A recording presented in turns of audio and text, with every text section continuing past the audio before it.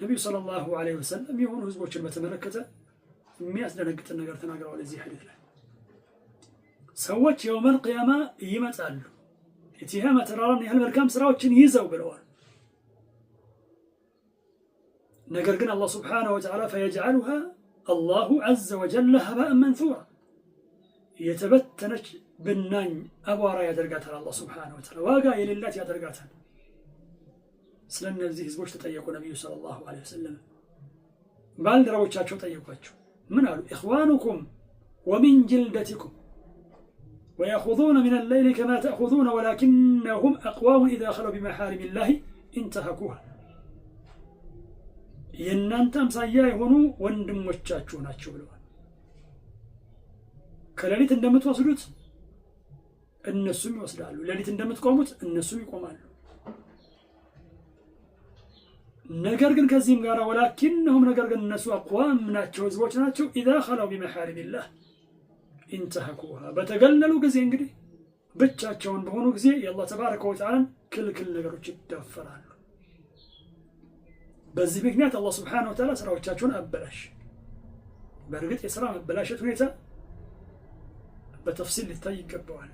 አጠቃላይ የሆነ መበላሸት አለ፣ የተወሰነ መበላሸት አለ። የመጀመሪያው መበላሸት የሚገኘው በኩፍር ነው፣ ከእስላም በመውጣት ነው። ሁለተኛው በወንጀሎች ይገኛል። መረጃዎች እንደሚጠቁሙት ዑለማ ግልጽ እንዳደረጉት ማለት ነው። አልሙሂም እነዚህ ሰዎች መልካም ስራዎቻቸውን አጡ በድብቅ ወንጀሎቻቸው ምክንያት ማለት ነው። طيب እዚህ ላይ ጥያቄ ሊነሳ ይችላል። ነቢዩ ሰለላሁ ዐለይሂ ወሰለም የኔ ኡማ ምህረትን የሚያገኙ ናቸው፣ የአላህ ሱብሓነሁ ወተዓላ ምህረት የሚያገኙ ናቸው ብለዋል። ማን ሲቀር? ወንጀሉን ግልጽ የሚያደርገው ሙጃሂሩ ሲቀር ማለት ነው።